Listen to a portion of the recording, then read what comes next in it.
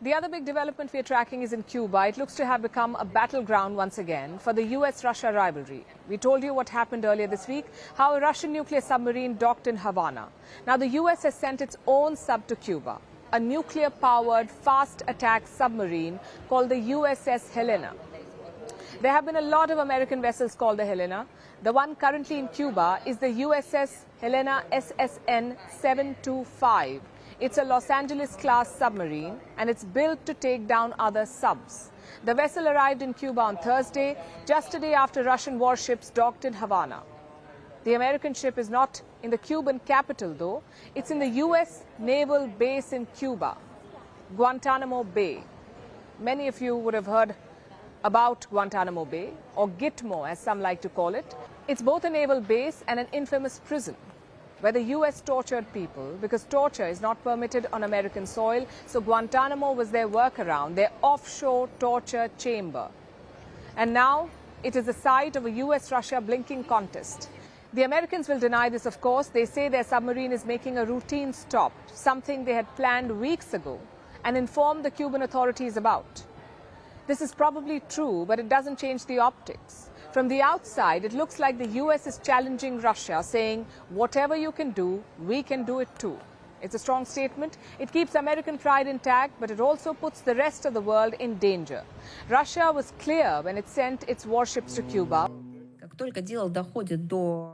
As soon as it comes to military exercises, naval voyages, some kind of joint exchanges, delegations, or observations of various maneuvers, we immediately hear from the Western public questions and desires to clarify, what are these messages about?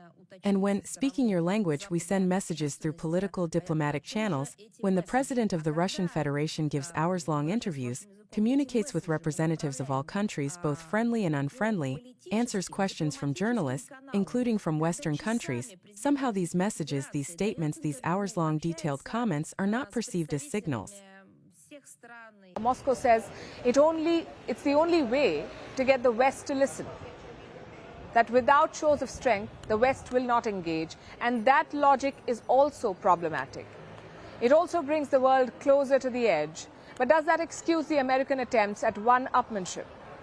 The Russian vessels had already arrived in Cuba, so Washington knew that the region was a powder keg. Reports say that there were debates in the U.S.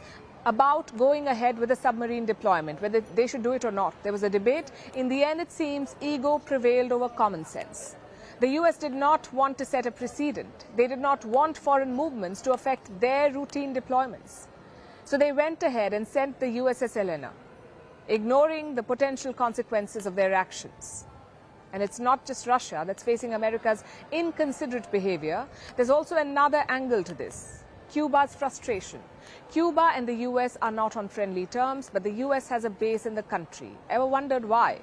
It's because the country signed the Guantanamo deal back in 1903. You heard that right, 1903, more than 120 years ago. The base was given to the U.S. in perpetuity for a few $1,000s a month. So Guantanamo is the oldest U.S. overseas base in the world. Havana says that Washington had strong-armed them into signing this deal, and they wanted to shut it down for decades. But the U.S. has refused to give it up, and Washington keeps antagonizing Havana with its activities at the base. Last year, the U.S. had sent another nuclear submarine to Guantanamo, despite Cuba's explicit protests.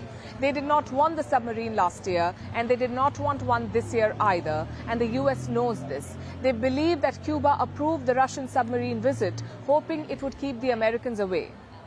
But the U.S., being the U.S., decided to do what it wanted anyway.